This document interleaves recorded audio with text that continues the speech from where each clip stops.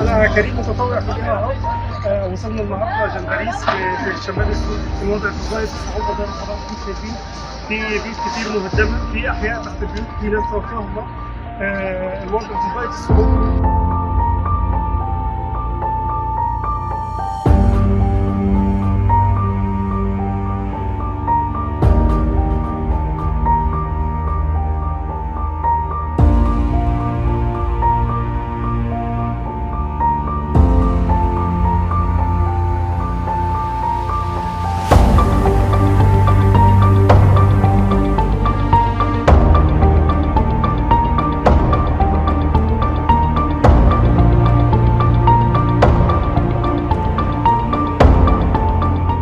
عجز في الاليات بشكل كبير، محتاجين مواد غذائيه، بطاطين، خيم، اطباء متطوعين، لو في مهندسين وهندسيين شطار في موضوع البحث والتوثيق على الضحايا يا ريت يقدروا يساعدوا.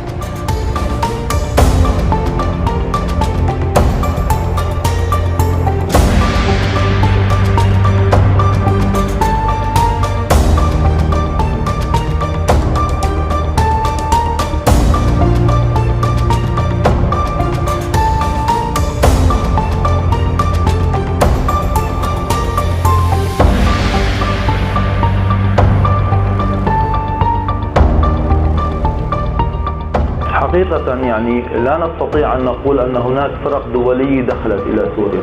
ما دخل فريق تطوعي من الأخوة المصريين المقيمين في تركيا، بالإضافة إلى فريق صغير من إسبانيا بدون معدات، وهم استعانوا في معدات الدفاع المدني وقدموها.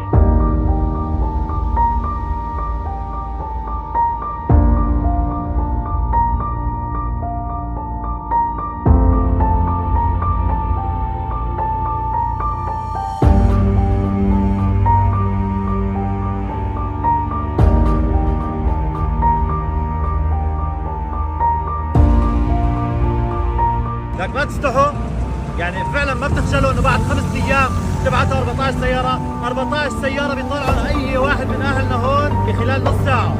4000 سياره جمعوها اهلنا من بعضهم للمتضررين في ال5 ايام. جايين انتم بعد 5 ايام تبعتوا 14 سياره؟ لا تكونوا مفكرين متسولين. نحن منا متسولين، نحن السوريين، نحن اهل العز والكرامه.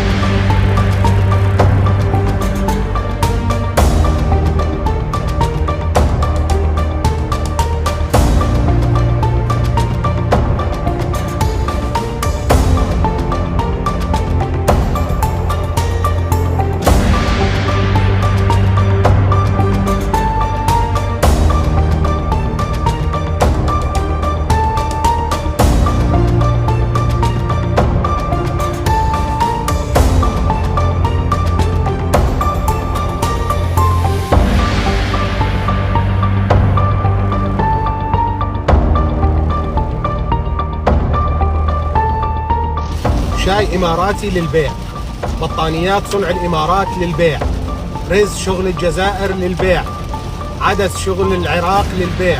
لما قلنا لكم ما بدنا تروح المساعدات على النظام المجرم وعلى العصابة الحاكمة، قلتوا انتم ما تحبوا بلدكم. كل المساعدات اللي اجت من الدول الشقيقة الله يجزيهم الخير وراحت لعند النظام، سرقوها العصابة وسرقوها الشبيحة، والآن معروضة بالأسواق للبيع.